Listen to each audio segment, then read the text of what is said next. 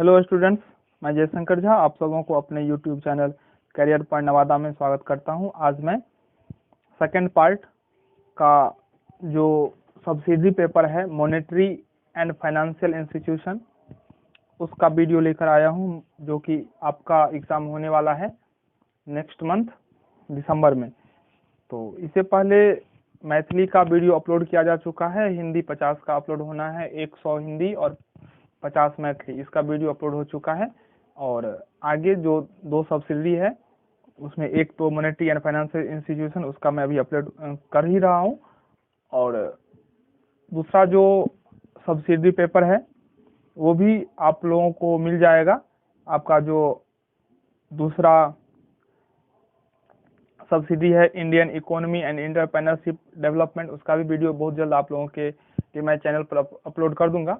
और हिंदी 50 का जो बाकी है वो भी चैनल से अपलोड होगा। तो आप हमारे साथ बने रहें। चैनल को सब्सक्राइब नहीं किए हैं तो चैनल को जरूर सब्सक्राइब कर लें। आप अगर मिथिला यूनिवर्सिटी के छात्र छात्रा हैं और सेकंड पार्ट में है तो यह वीडियो आपके लिए खास है, क्योंकि अब कोरोना के कारण से, कोरोना के समय से आपका जो सब्सिडी है वो ऑब्जेक्टिव कर दिया गया है। तो इसमें थोड़ा स्टूडेंट को दिक्कत होता है, क्योंकि उन्हें बुक पढ़ने का उतना समय नहीं मिल पाता है। प्रायः बुक नहीं पढ़ते हैं स्टूडेंट्स और गेस्ट पेपर लेते हैं, वो सब्जेक्टिव होता है और फिर ऑब्जेक्टिव आता है तो उतना वो समझ नहीं पाता है। तो इस टॉपिक पे वीडियो बनाना अनिवार्य था, इसलिए हम इस सब्सिडी का वीडियो बना रहे हैं। तो आइए देखते हैं आज का यह वीडियो। इस सब्सिडी पेपर का 2-3 वीडियो अपलोड होगा और आप अगर 2-3 वीडियो देखकर एग्जाम में जाते हैं तो आपका एग्जाम बहुत ही अच्छा होगा, ऐसा मुझे विश्वास है। तो आप हमारे साथ बने रहें, चैनल को सब्सक्राइब कर दें, अपने फ्रेंड्स के बीच भी वीडियो शेयर कर दें ताकि उन्हें भी जानकारी मिल जाए और उन्हें भी एग्जाम के प्रिपरेशन में मदद मिल जाए। तो आइए आज का वीडियो शुरू करते हैं। पहला जो चैप्टर है वह है वैल्यू ऑफ मनी, मुद्रा का मूल्य। तो मुद्रा का मूल्य, वैल्यू ऑफ मनी चैप्टर से कुछ इंपॉर्टेंट ऑब्जेक्टिव को देखते हैं। तो इसका जो पहला क्वेश्चन है, मुद्रा का प्रारंभिक रूप है। तो मुद्रा का जो प्रारंभिक रूप था वो था वस्तु मुद्रा। ऑप्शन बी दिया हुआ है, मुद्रा का प्रारंभिक रूप। मुद्रा का प्रारंभिक रूप वस्तु मुद्रा है। अगला है, मुद्रा की प्रकृति के आधार पर दी गई परिभाषाओं को विभाजित किया गया है। यानी कि क्वेश्चन कर रहा है मुद्रा की प्रकृति के आधार, मुद्रा का जो प्रकृति है उसके बेसिस पर जो क्लासिफिकेशन किया गया है वो क्या है। तो इसका जो राइट आंसर होगा वो वर्णनात्मक, वैधानिक, सामान्य स्वीकृति, यह तीनों इसमें है, इसलिए इसका राइट आंसर हो जाएगा इनमें से सभी, इन सभी वर्गों में। यानी कि मुद्रा की प्रकृति के आधार पर जो परिभाषाओं को विभाजित किया गया है वो वर्णनात्मक है, वैधानिक है और सामान्य स्वीकृति है। आपको तीनों का तीनों याद करना होगा। ऐसा हो सकता है कि इसमें से एक ही दे ऑप्शन में से, तो वहां पे आपको एक पिक करना है, नहीं तो डायरेक्टली बहुत सारे एग्जाम में ऐसा ही हुआ है, सेम क्वेश्चन सेम ऑप्शन के साथ दे देता है। तो वहां पे आपको इनमें सभी को टिक करना है। वैसे अगर ऐसा नहीं होगा तो आप थोड़ा सतर्क रहिएगा। तीसरा प्रश्न, मुद्रा के कार्यों का वर्णन करने वाली परिभाषाएं कही जाती है। मुद्रा के कार्यों का वर्णन करने वाली परिभाषाएं, यानी कि मुद्रा का वह परिभाषा जो मुद्रा के कार्य का वर्णन करता है उसे क्या कहेंगे, उसे बोलते हैं वर्णनात्मक। हम दूसरा क्वेश्चन देखे हैं, जो मुद्रा की प्रकृति के आधार पर जो परिभाषा को विभाजित किया गया है वो वर्णनात्मक है, वैधानिक है और सामान्य स्वीकृति का है। तो यहाँ पे क्वेश्चन पूछ रहा है आपसे मुद्रा के कार्यों का वर्णन, कि मुद्रा का जो कार्य है उसको किस परिभाषा में वर्णन किया गया, तो उसका होगा वर्णनात्मक। ऑप्शन सी इसका राइट आंसर। चौथा प्रश्न है, मुद्रा वह है जो मुद्रा का कार्य करे, कहा है। यानी कि यह किनका कथन है, किन विद्वानों ने यह कहा है कि मुद्रा वह है, मुद्रा का परिभाषा दी है, मुद्रा वह है जो मुद्रा का कार्य करे। तो इसका से उत्तर हो जाएगा वाकर ने। वाकर ने कहा है मुद्रा वह है जो मुद्रा का कार्य करे। ऑप्शन ए इसका राइट आंसर होगा। पांचवा प्रश्न है, मुद्रा वह है जिसे प्रत्येक व्यक्ति स्वीकार करने के लिए बाध्य है, इस मत के प्रतिपादक हैं। मुद्रा का अलग अलग विद्वानों ने अलग अलग परिभाषा दिया हुआ है और व्यवसाय के लिए मुद्रा उतना ही महत्वपूर्ण है जितना मानव शरीर के लिए रक्त की आवश्यकता है। तो बिना रक्त के हम उस स्फूर्ति से काम नहीं कर पा सकते हैं, या जिस स्फूर्ति से हम काम रक्त होने के बाद कर सकते हैं। तो मुद्रा का परिभाषा, मुद्रा का तुलना मानव शरीर के रक्त से किया गया है। और बहुत विभिन्न विद्वानों ने मुद्रा का परिभाषा दिया है। मुद्रा वह धुरी है जिसके चारों ओर चक्कर लगाता है पूरे इकोनॉमी अर्थव्यवस्था। तो मुद्रा वह धुरी है, तो मुद्रा को धुरी कहा गया जिसके चारों ओर अर्थव्यवस्था चक्कर लगाती है। तो मुद्रा बहुत ही महत्वपूर्ण है व्यवसाय के लिए। तो मुद्रा वह है जिसे प्रत्येक व्यक्ति स्वीकार करने के लिए बाध्य है। मुद्रा वह है जिसे प्रत्येक व्यक्ति स्वीकार करने के लिए बाध्य है। इस मत के प्रतिपादक होते, इस मत के जो प्रतिपादक है वह है नैप। नैप इस उनका मत है कि मुद्रा वह है जिसे प्रत्येक व्यक्ति स्वीकार करने के लिए बाध्य है। छठा जो प्रश्न है वह मुद्रा की सार्वग्राह्यता का वास्तविक अधिकार है। मुद्रा की सार्वग्राह्यता का वास्तविक आधार है मुद्रा की, यानी कि क्वेश्चन का देखिए सबसे इम्पोर्टेंट चीज होता है क्वेश्चन को समझना। अगर आप क्वेश्चन को समझ जाते हैं तो उत्तर याद करने में आपके लिए आसान हो जाता है। अगर आप क्वेश्चन ही नहीं समझ पाते हैं तो आप उत्तर को रटते हैं, तो ऐसा होता है ना, तो आपके दिमाग में क्वेश्चन रहता है ना ही उसका आंसर टिक पाता है। तो आपको आंसर याद रखने के लिए बहुत जरूरी है कि क्वेश्चन को समझे। तो मैं एक एक क्वेश्चन को मतलब पूरा डिटेल्स में बता रहा हूं और उसका आंसर तो बता ही रहा हूं, तो आपके लिए याद रखना आसान होगा। आप एग्जाम से पहले अगर पूरे वीडियो को एक दो बार देख लेते हैं, आप कोई काम ही कर रहे हैं लेकिन आप उसमें सुन लेते हैं, तो आपको निश्चित रूप से याद हो जाएगा और इतना तो कम से कम हो ही जाएगा जो आप एग्जाम में जाके सही ऑप्शन को टिक कर लें।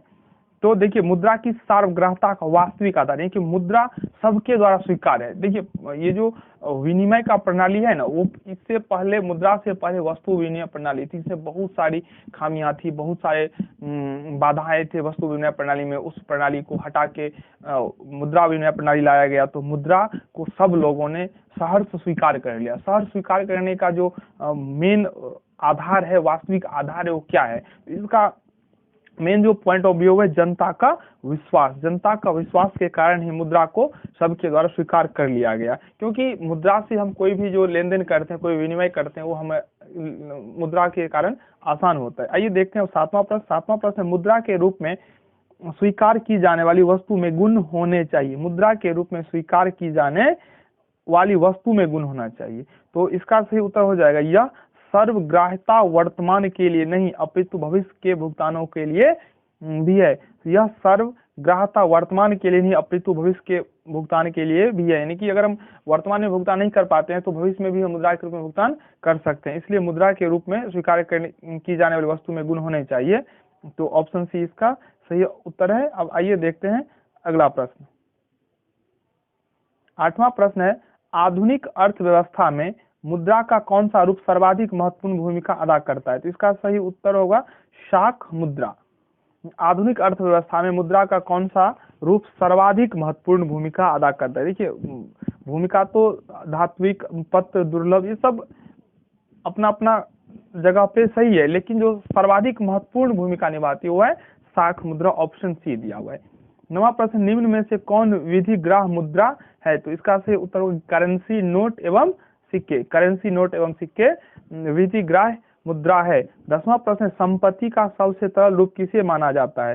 तो संपत्ति का सबसे तरल रूप नगद मुद्रा को माना जाता है। यानी कि जो तरल का अर्थ होता है जो या तो कैश हो या तो बहुत जल्द 3 महीना के अंदर में, 3 माह के अंदर में उसे हम कैश में परिवर्तन कर ले। तो सबसे जो उत्तम रूप माना जाता है तरल संपत्ति का वो होता है नगद मुद्रा। ऑप्शन ए दिया हुआ है। 11वां प्रश्न, आधुनिक विचारधारा के अंतर्गत किस रूप में मुद्रा परिभाषित है? आधुनिक विचारधारा के अंतर्गत किस रूप में मुद्रा परिभाषित है? यानी कि जो मॉडर्न थिंकिंग है, मॉडर्न जो सोच है, विचार है, उसमें मुद्रा को परिभाषित किया है किस रूप में? तो मुद्रा का जो परिभाषा है वह कागज के नोट एवं सिक्के के रूप में। आधुनिक विचारधारा के अंतर्गत किस रूप में मुद्रा परिभाषित है? तो इसका सही उत्तर हो जाएगा कागज के नोट एवं सिक्के। आइए देखते हैं अगला प्रश्न। मुद्रा का मूल्य जो चैप्टर था उसका जो इम्पोर्टेंट ऑब्जेक्टिव हो सकता था एग्जाम के पॉइंट ऑफ व्यू से, उसको अभी तक आपने देखे हैं। अब आइए देखते हैं दूसरा जो चैप्टर है फिशर का मुद्रा परिमाण का सिद्धांत, फिशर्स क्वांटिटी थ्योरी मनी। तो इसका जो पहला प्रश्न है वो है मुद्रा के परिमाण सिद्धांत का विनिमय समीकरण ट्रांजैक्शन वर्जन किसने दिया है? तो इसका सही उत्तर हो जाएगा फिशर। फिशर के द्वारा मुद्रा के परिमाण सिद्धांत का विनिमय समीकरण दिया गया। फिशर का समीकरण कौन सा है? तो फिशर का समीकरण है mv बराबर pt। फिशर का समीकरण है mv बराबर pt। तीसरा जो प्रश्न है वह फिशर के परिमाण समीकरण mv बराबर pt में m का आशय है। तो mv बराबर pt में m का आशय होता है कुल मुद्रा की मात्रा। ऑप्शन ए इसका सही उत्तर होगा। फिशर के परिमाण समीकरण mv बराबर pt में m का आशय है, तो m का आशय है कुल मुद्रा की मात्रा। ऑप्शन ए बिल्कुल सही है। चौथा प्रश्न दिया हुआ है फिशर का निष्कर्ष क्या था? यानी कि फिशर जो फाइनली अपना निष्कर्ष दिया वो क्या था? तो ऑप्शन ए दिया हुआ है मुद्रा का मूल्य उसके परिमाण पर निर्भर करता है। मुद्रा का मूल्य उसके परिमाण पर निर्भर करता है, यह इनका निष्कर्ष था। दूसरा ऑप्शन दिया हुआ है मुद्रा का मूल्य कीमत स्तर के विपरीत होता है। मुद्रा का मूल्य कीमत स्तर के विपरीत होता है, यह भी था। सी दिया हुआ है ऑप्शन मुद्रा की मात्रा बढ़ने से उसका मूल्य घटता है। मुद्रा की मात्रा घटने से उसका मूल्य बढ़ता है। मुद्रा की मात्रा बढ़ने से उसका मूल्य घटता है और मुद्रा की मात्रा घटने से उसका मूल्य बढ़ता है। तो तीनों का तीनों निष्कर्ष फिशर का था, इसलिए इसका सही उत्तर हो जाएगा उपर्युक्त सभी। पांचवा प्रश्न है कैम्ब्रिज समीकरण निम्न में से किससे संबंधित है? कैम्ब्रिज समीकरण निम्न में से किससे संबंधित है? तो इसका जो सही उत्तर होगा वो होगा फिशर, मार्शल और पिगू तीनों है। तो यहाँ पे इनमें से सभी दे देगा परीक्षा में, वो सही उत्तर होगा। छठा प्रश्न है कैम्ब्रिज समीकरण में प्रयुक्त के का अर्थ है? कैम्ब्रिज समीकरण में प्रयुक्त के का अर्थ है, तो कैम्ब्रिज समीकरण में प्रयुक्त के का अर्थ है मौद्रिक आय का वह भाग जिसे जनता वास्तव में व्यय के उद्देश्य से अपने पास रखती है। मौद्रिक आय का वह भाग, मौद्रिक आय का वह भाग जिसे जनता वास्तव में व्यय के उद्देश्य से अपने पास रखती है। कैम्ब्रिज समीकरण में प्रयुक्त का अर्थ होता है मौद्रिक आय का वह भाग जिसे जनता वास्तव में व्यय के उद्देश्य से अपने पास रखती है। ऑप्शन डी इसका राइट आंसर है। सातवां प्रश्न दिया हुआ है यदि फिशर के मुद्रा परिमाण सिद्धांत समीकरण में चरों का मान दोगुना कर दिया जाए तो कीमत स्तर होगा।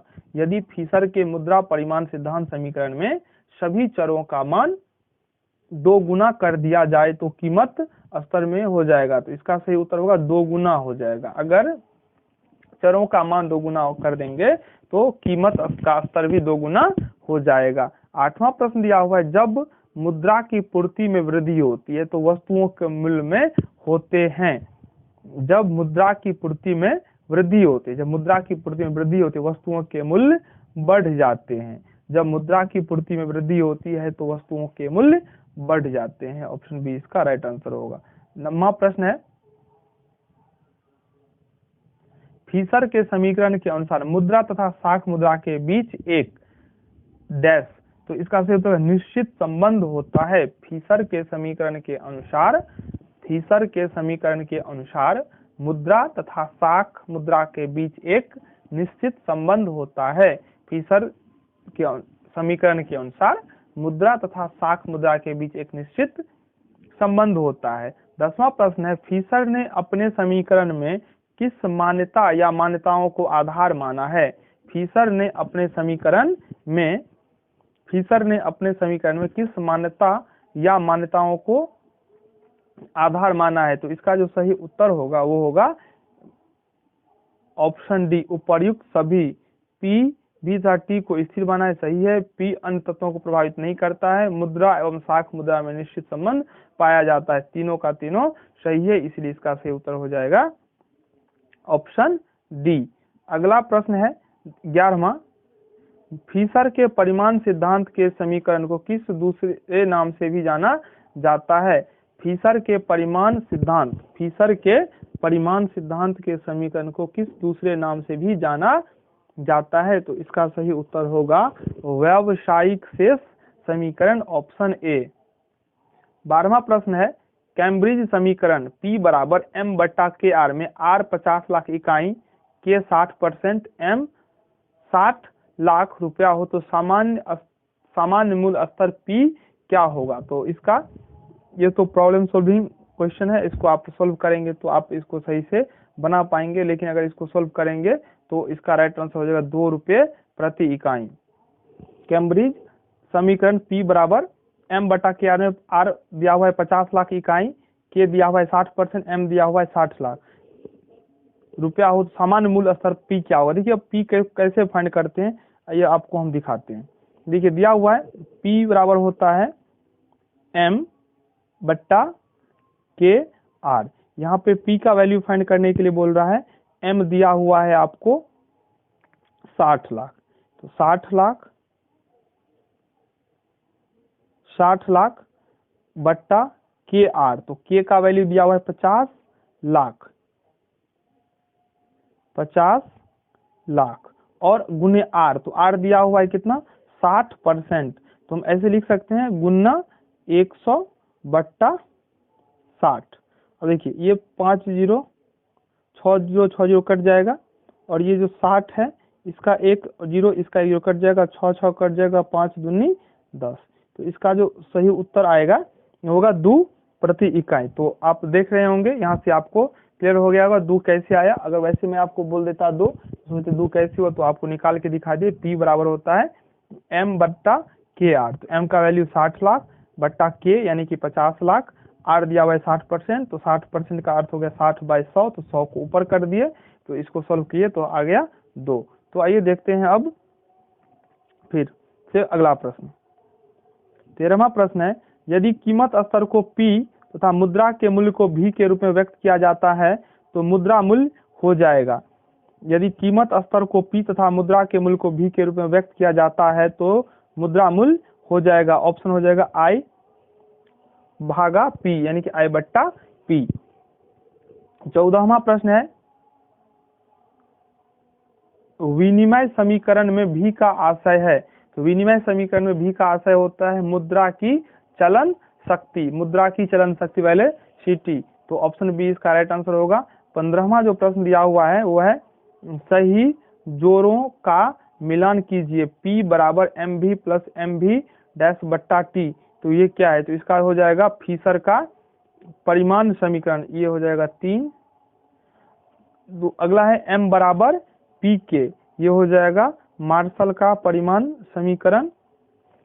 C दिया हुआ है P बराबर KR बट्टा M, P बराबर KR बट्टा M, तो ये हो जाएगा पीगू का परिमाण,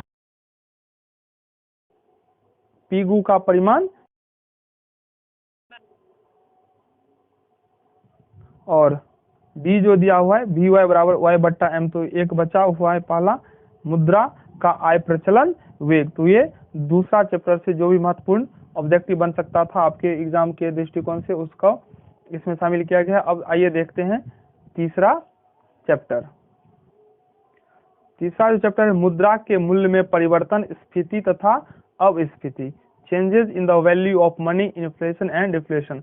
पहला प्रश्न दिया, मुद्रा स्फीति वह अवस्था है जिसमें, मुद्रा स्फीति वह अवस्था है जिसमें, ऑप्शन ए दिया सामान्य कीमत स्तर बढ़ता है, सही है। मुद्रा स्फीति वह अवस्था है जिसमें सामान्य कीमत स्तर बढ़ जाता है। मुद्रा स्फीति जब होता है तब सामान्य कीमत स्तर बढ़ जाता है, तो ऑप्शन ए सही है। आइए देखते हैं दूसरा ऑप्शन बी दिया मुद्रा की क्रय शक्ति घटती है, मुद्रा की क्रय शक्ति घटती है, ये भी सही है। सी दिया हुआ व्यवसाय में वृद्धि होती है, सही बात है। डी है उपरोक्त सभी, तो ऑप्शन डी ही इसका राइट आंसर होगा। आइए देखते हैं दूसरा प्रश्न। दूसरा प्रश्न दिया मुद्रा स्फीति अन्यायपूर्ण है तो अब स्फीति अनुपयुक्त है, यह कथन किसका है, यह परिभाषा किन्स के द्वारा कहा गया है, तो इसको ध्यान से याद रखिएगा। मुद्रा स्फीति अन्यायपूर्ण है तो अब स्फीति अनुपयुक्त, यह कथन किसका है, तो यह कथन किन्स का है। आइए देखते हैं अगला प्रश्न। तीसरा प्रश्न है मुद्रा के मूल्य में परिवर्तन, मुद्रा के मूल्य में परिवर्तन निम्न में से किससे संबंधित है, मुद्रा के मूल्य में परिवर्तन निम्न में से किससे संबंधित है, तो मुद्रा के मूल्य में परिवर्तन मुद्रा स्फीति से संबंधित है, सही है। मुद्रा संस्फीति डी इसका सही उत्तर होगा।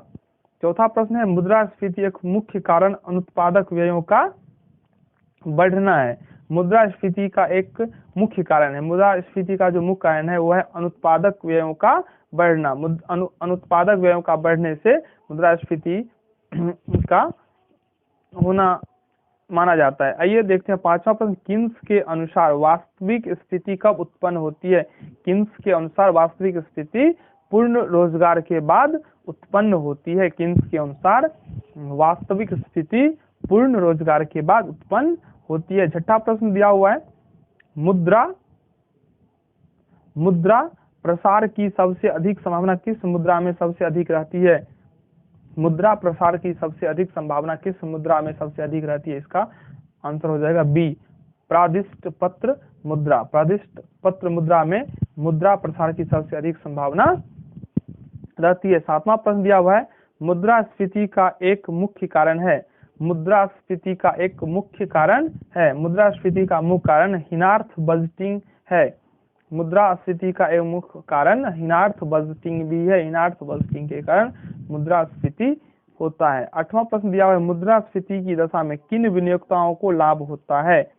मुद्रास्फीति की दशा में जो इक्विटी शेयर होल्डर होते हैं, क्षमताधारी, उनको लाभ होता है। नौवां प्रश्न दिया हुआ है, मुद्रा संकुचन को रोकने का एक महत्वपूर्ण उपाय है। मुद्रा संकुचन को रोकने का एक महत्वपूर्ण उपाय है। मुद्रा संकुचन को रोकने का जो एक महत्वपूर्ण उपाय है वो है अवमूल्य। मुद्रा संकुचन को रोकने का जो एक महत्वपूर्ण उपाय है वो है अवमूल्य। अवमूल्य से मुद्रा संकुचन को रोका जा सकता है। ऑप्शन ए इसका राइट आंसर होगा। 10वां प्रश्न है, मुद्रा संकुचन को दूर करने के लिए केंद्रीय बैंक कौन सा उपाय करती है? जब मुद्रा संकुचन की स्थिति उत्पन्न होती है तो केंद्रीय बैंक इस स्थिति को दूर करने के लिए कौन सा उपाय करती है? तो बैंक दर में कमी, सही बात है। प्रतिभूतियों का क्रय, सही है। उपभोक्ता साख में वृद्धि, तो केंद्रीय बैंक तीनों काम करती है, इसलिए इसका राइट आंसर हो जाएगा उपरोक्त सभी। 11वां प्रश्न है, मुद्रास्फीति में मुद्रा पर क्या प्रभाव होता है? मुद्रास्फीति में मुद्रा पर क्या प्रभाव होता है? इसका सही उत्तर होगा मुद्रा का मूल्य गिरता है।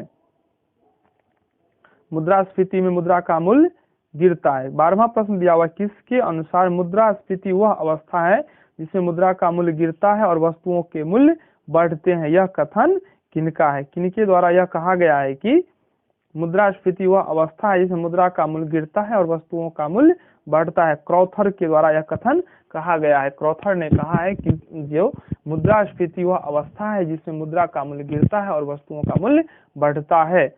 13वां प्रश्न दिया हुआ, किसके अनुसार मुद्रास्फीति वह स्थिति है जबकि आय उपार्जन की क्रिया के अनुपात में मौद्रिक आय अधिक तेजी से बढ़ती है? यह किनका कथन है कि मुद्रास्फीति वह स्थिति है जबकि आय उपार्जन की क्रिया के अनुपात में मौद्रिक आय अधिक तेजी से बढ़ती? यह कथन है पीगू का। पीगू के द्वारा यह कथन कहा गया है। 14वां प्रश्न है, किसके अनुसार मुद्रास्फीति वह स्थिति है जिसमें किए जाने वाले व्यापार की तुलना में चलन तथा निरपेक्ष मुद्रा की मात्रा अधिक हो? केमरर के द्वारा यह कहा गया है कि मुद्रास्फीति वह स्थिति है जिसमें किए जाने वाले व्यापार की तुलना में चलन तथा निरपेक्ष मुद्रा की मात्रा अधिक हो। तो अब ये जो चैप्टर है वह मुद्रा का सृजन, क्रिएशन ऑफ मनी, इससे इंपॉर्टेंट ऑब्जेक्टिव देखते हैं। पहला प्रश्न है, वाणिज्यिक बैंकों के पास जमा निक्षेपों के आधार पर वे अपने ग्राहकों की सुविधा प्रदान करते हैं। एक बार मैं क्वेश्चन फिर से बता रहा हूँ, वाणिज्यिक बैंकों के पास जमा निक्षेपों के आधार पर वे अपने ग्राहकों की सुविधा प्रदान करते हैं। इसका सही उत्तर हो जाएगा ऋण की और अग्रिम की। दोनों ऑप्शन सही है, ऋण की और अग्रिम की, तो इसलिए इसका सही उत्तर हो जाएगा ए तथा बी दोनों। वाणिज्यिक बैंकों के पास जमा निक्षेपों के आधार पर वे अपने ग्राहकों की सुविधा प्रदान करते हैं, ऋण की भी और अग्रिम की, यानी कि एडवांस और लोन दोनों। दूसरा प्रश्न, नगदी या रोकड़ एक प्रकार की परिसंपत्ति है? तो नगदी एवं रोकड़ एक प्रकार की परिसंपत्ति है। निष्क्रिय, सक्रिय, सक्रिय, निष्क्रिय, इनमें से कोई? इसका उत्तर होगा निष्क्रिय। रोकड़ और रोकड़, नगदी या रोकड़ एक निष्क्रिय परिसंपत्ति है। तीसरा प्रश्न है, एक बैंक केवल मूल्य के निक्षेप प्राप्त कर सकता है दिए हुए निक्षेपों के डैश? तो इसका उत्तर होगा समान। एक बैंक केवल मूल्य के निक्षेप प्राप्त कर सकता है दिए हुए निक्षेपों के समान। दिए हुए निक्षेपों के समान एक बैंक केवल मूल्य के निक्षेप प्राप्त कर सकता है। चौथा प्रश्न है, बैंक अपने ग्राहकों को सुविधा प्रदान करता है, यानी कि बैंक अपने ग्राहकों को किस प्रकार का सुविधा प्रदान करता है? ऑप्शन ए अधिविकर्ष की और विकर्ष की, दोनों सुविधा प्रदान बैंक के द्वारा किया जाता है, इसलिए इसका आंसर हो जाएगा ए और बी दोनों। 5वां प्रश्न है प्राथमिक जमा हम कहते हैं, प्राथमिक जमा हम कहते हैं, तो प्राथमिक जमा निष्क्रिय सृजन को और सक्रिय सृजन दोनों को कहा जाता है, यानी कि निष्क्रिय सृजन और सक्रिय सृजन दोनों को प्राथमिक जमा कहते हैं। इसीलिए 5वां का उत्तर हो जाएगा ए और बी दोनों, ऑप्शन सी। ये चैप्टर है व्यापारिक बैंकों के सिद्धांत तथा व्यवहार, principles and practices of commercial banks. Option पहला प्रश्न है भारत का सबसे बड़ा व्यावसायिक बैंक है, तो भारत का जो सबसे बड़ा व्यावसायिक बैंक है वो है state bank of India. Bharat का सबसे बड़ा व्यावसायिक बैंक है स्टेट बैंक ऑफ इंडिया। कौन सा कथन सत्य है? पहला, मांग जमाओं से चालू खाते तथा बचत खाते दोनों सम्मिलित किए जाते हैं, ये भी गलत है। मांग जमाओं में चालू खाते बचत खाते दोनों सम्मिलित किए जाते हैं, गलत है। बी, मांग जमाओं में केवल चालू खाते सम्मिलित किए जाते हैं, ये भी गलत है। ऑप्शन सी, मांग जमाओं में केवल बचत खाते सम्मिलित किए जाते हैं, ये भी गलत है। तो सभी के सभी ऑप्शन गलत है। तीसरा जो प्रश्न है, किस चेक का भुगतान बैंक की खिड़की से प्राप्त नहीं किया जा सकता है?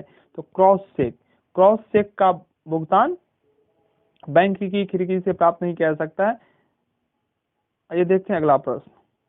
चौथा प्रश्न है व्यापारिक बैंक का कार्य नहीं है। ऑप्शन ए, जमाएं स्वीकार करना, बी, देना ऋण देना, तीसरा, अपने ग्राहकों को वित्तीय सलाह देना एवं अभिकर्ता के रूप में कार्य करना। तीनों का तीनों ऑप्शन व्यापारिक बैंक का कार्य है। तो चौथा जो ऑप्शन दिया हुआ है किसी उद्योग अथवा व्यापारिक संस्थान के साथ साझेदारी करना, तो चौथा ऑप्शन व्यापारिक बैंक का कार्य नहीं है।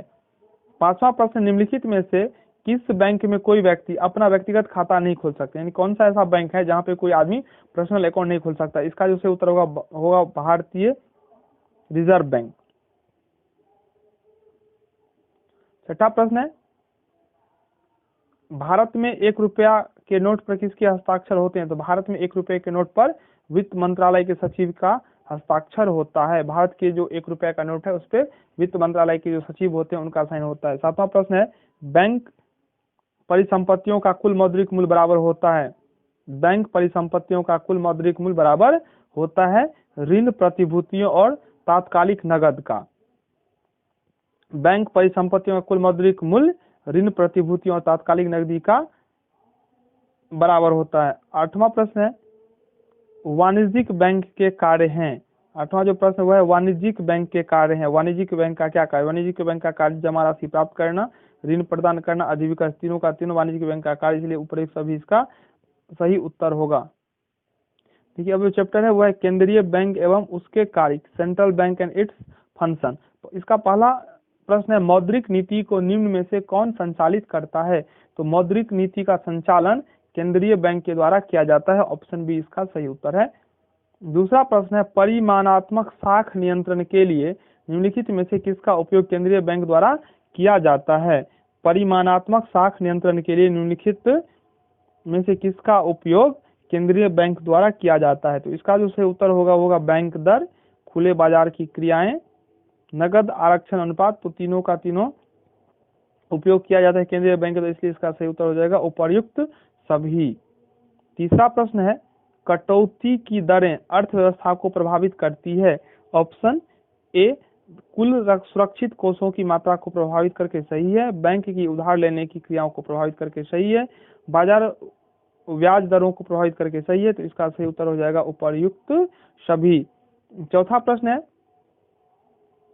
अंतिम ऋणदाता से क्या आशय है? अंतिम ऋणदाता से क्या है? अंतिम ऋणदाता से आशय व्यापारिक बैंकों को अंतिम स्रोत के रूप में ऋण देने में कभी मना नहीं करेगा।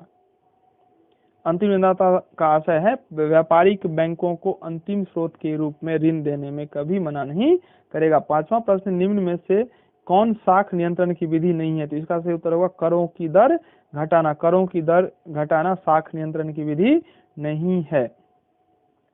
छठा प्रश्न है साख नियंत्रण से ऑप्शन ए मुद्रा प्रसार बढ़ता है, गलत है। दूसरा है मुद्रा प्रसार घटता है, सही उत्तर होगा ऑप्शन बी। 7वां प्रश्न है मौद्रिक नीति के तमाम उपायों को परिमाणात्मक एवं गुणात्मक में बांटा जाता है, निम्न में से कौन सा उपाय परिमाणात्मक है? इसका सही उत्तर होगा खुले बाजार की क्रियाएं। मौद्रिक नीति के तमाम उपायों को परिमाणात्मक एवं गुणात्मक में बांटा जाता है, इसका सही उत्तर हो जाएगा खुले बाजार की क्रियाएं। 8वां प्रश्न है निम्न में से कौन गुणात्मक उपाय है? तो इसका सही उत्तर हो जाएगा मार्जिनों में परिवर्तन गुणात्मक उपाय है। 9वां प्रश्न है भारत में वर्तमान समय में शाख नियंत्रण की सबसे प्रभावी विधि क्या है? तो भारत में वर्तमान समय में शाख नियंत्रण की सबसे प्रभावी विधि है वो है चुनिंदा शाख प्रणाली। 10वां प्रश्न है विश्व में किस बैंक को केंद्रीय बैंकों की जननी माना जाता है? तो विश्व में अंतर्राष्ट्रीय मुद्रा कोष को केंद्रीय बैंकों की जननी माना जाता है। ये था 4-5 चैप्टर के महत्वपूर्ण ऑब्जेक्टिव्स और 2-3 चैप्टर बचा हुआ जिसका वीडियो मैं कल अपलोड कर दूंगा और उसके बाद 1-2 वीडियो और इस सब्जेक्ट से आएगा और जब एग्जाम का डेट आ जाएगा नजदीक तो एक वीडियो कंप्लीट 100 मार्क्स का अपलोड करूंगा जिसमें बहुत इम्पोर्टेंट जो होगा, जितने अभी अपलोड किए गए हैं, जितने क्वेश्चन आपको बताया गया सभी के सभी इम्पोर्टेंट है, लेकिन उस एग्जाम के टाइम में इन सब में से भी जो अति महत्वपूर्ण होगा, मस्ट VVI होगा, उसको उसमें शामिल करेंगे और वो वीडियो आपके लिए बहुत बहुत हेल्पफुल होगा। तो आप हमारे साथ बने रहें, चैनल को सब्सक्राइब कर लें। धन्यवाद।